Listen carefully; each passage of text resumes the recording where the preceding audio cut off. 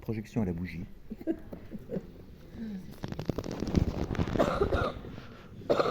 Bonjour, bienvenue à toutes et à tous à la Cinémathèque française, à l'occasion de la projection de L'Une chante, l'autre pas, projection qui s'inscrit dans le cadre de l'exposition Agnès Varda, dont vous venez de voir les dates, exposition qui se finit fin janvier 2024. D'ailleurs, qui parmi vous a déjà vu l'exposition?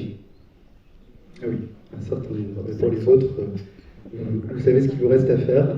Et donc je le disais, aujourd'hui on va projeter L'Une chante, l'autre pas, film d'Agnès Varda de 1976, et pour m'accompagner, pour présenter cette séance, j'ai le grand plaisir d'avoir à mes côtés trois invités, les deux actrices principales du film, Valérie Mérès et Thérèse Liotard, ainsi que la chef, costumière et décoratrice, Francky Diago. Merci de votre présence.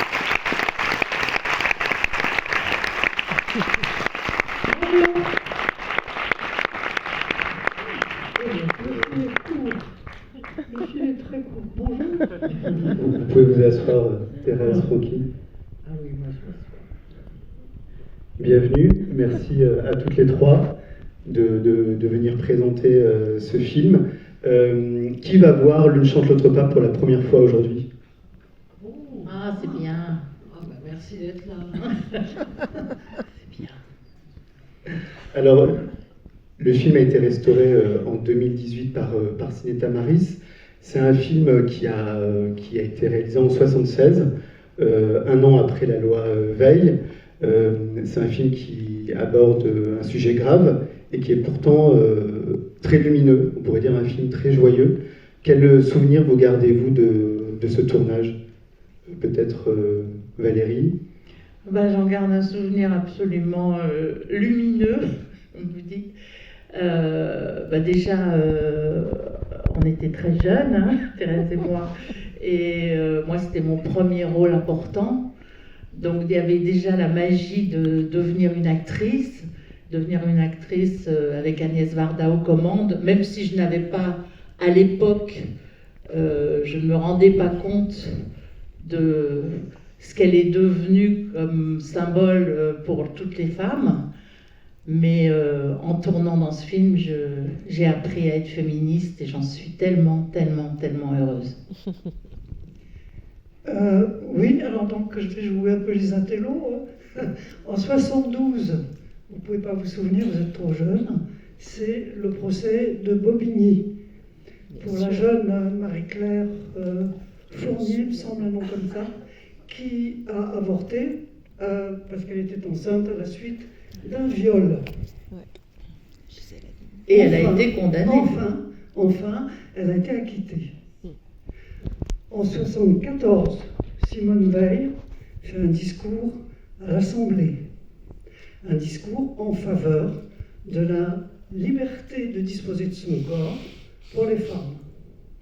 Et en 1976, Agnès se ramène avec ce film, qui est un objet, vous allez voir, un peu étrange, un peu comme les couleurs de mes deux copines. C'est pas une comédie musicale, mais vous allez voir, il y a plein de chansons et plein de musique. C'est pas un mélo, mais en même temps, c'est un petit côté roman photo. Ça, c'est mon personnage. C'est celle qui ne chante pas, c'est celle qui pleure beaucoup, en fait. Mais ça s'arrange un peu à la fin. Et puis, c'est des costumes de ces couleurs-là, faits par Francky Diago, qui est à ma droite, et que je laisse maintenant parler. J'en ai assez dit. Elle a fait les costumes et les décors. Et les décors. Oui, excuse-moi, je me souviens d'un plan qu'on a dû refaire, parce que Francky, c'était dans ce qui était ma maison, et donc moi, j'ai pas beaucoup d'argent. Elle avait mis un tissu qui était joli, mais qui était un peu moche, qui était un peu sale, qui était un peu vieux, qui était un petit peu déchiré, enfin pas en bon état. Et au rush, Agnès a dit, mais ça va pas, il faut refaire le plan, c'est beaucoup trop riche. Oui, alors du début à la fin avec Agnès, c'était une confrontation totale. Parce que moi, je suis une saltimbanque, je venais du théâtre, Magic Circus et quelques autres. Donc j'avais une idée assez lumineuse des décors, et elle me refrénait tout le temps. Mais ça s'est très, très, très bien passé parce que finalement, ses couleurs étaient assez les miennes. Et dans l'ensemble, ce qu'elle m'a donné, c'est absolument incroyable parce que moi, je ne connaissais pas le cinéma. Et elle m'a pressé comme un citron et elle a sorti de moi des choses que je ne savais pas que j'avais, qui m'ont inspirée pour continuer dans le métier et ensuite vraiment faire de la production design et en France et aux États-Unis, en Italie, en Angleterre.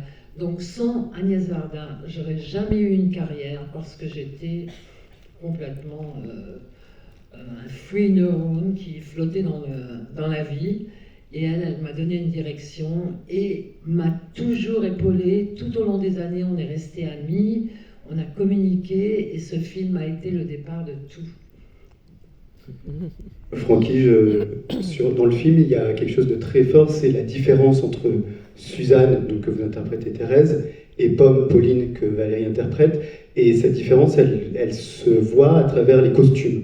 Il y a aussi, le film est sur une durée de 10, 13 ans, de 62 jusqu'à 76.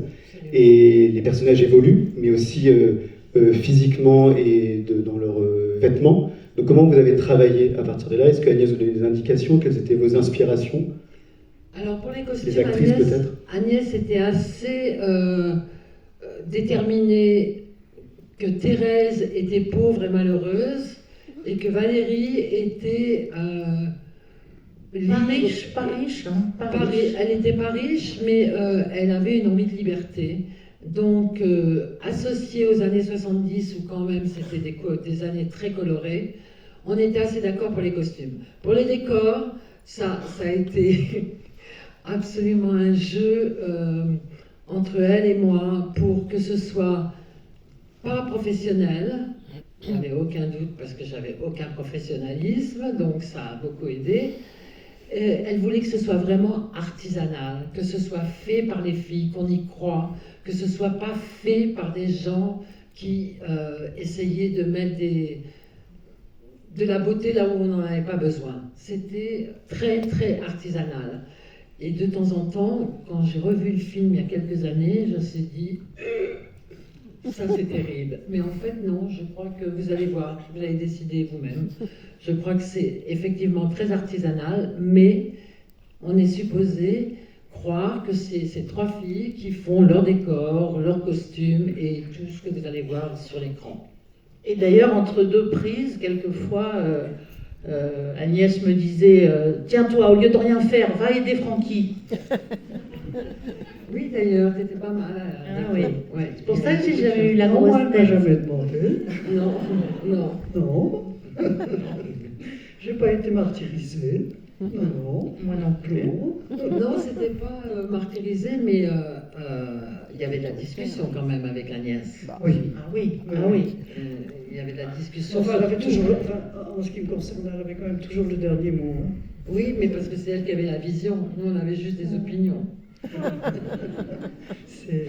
Moi, elle a failli me traumatiser sur le rire, parce qu'il y a une scène dans laquelle, avec mes copines musiciennes, on devait avoir un fou rire, on devait rire, et moi, j'arrivais pas à rire, etc. Donc, au début, on essayait de trouver des arguments pour que je rie, et puis, au bout d'un moment, elle m'a fait « Oh, puis ça va, hein, fais ton métier !» Alors après, à chaque fois que je devais rire dans un film, je demandais à mon partenaire de se mettre à côté de la caméra et de se mettre tout nu. C'est vrai? Oui. Ça a marché? Ça a marché? Voilà, maintenant je sais rire sur commande.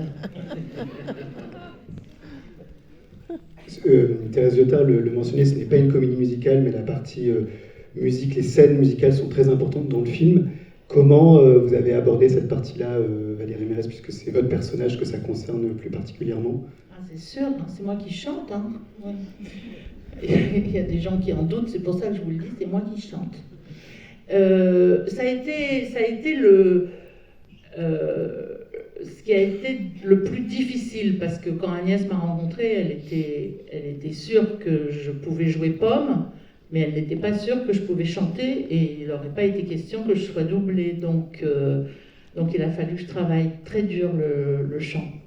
Avec le groupe Orchidée, puisque c'est le groupe Orchidée dans le film. Absolument. Avec le groupe Orchidée, qui n'était pas toujours facile non plus, hein, parce que bah, chante, fais ton métier.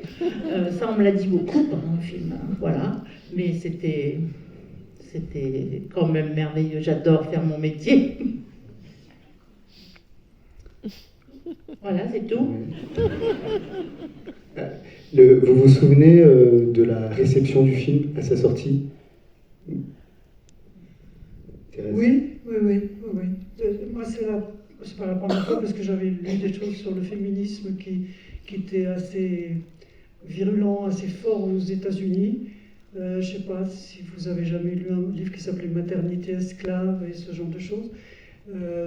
Et donc, quand le film est sorti, oui, j'ai entendu un grand producteur dire à la sortie et dire que j'ai ces animaux-là dans mon lit. Eh ben moi, j'ai rencontré plein de femmes dans la rue qui, quand elles me croisaient, me venaient vers moi et me disaient « Vous avez changé ma vie ». Ça, c'est quand même la plus belle chose du monde. Voilà. Eh bien, on espère la même chose après cette projection, que le film changera votre vie. Bon film, merci à toutes les trois. Merci pour être là.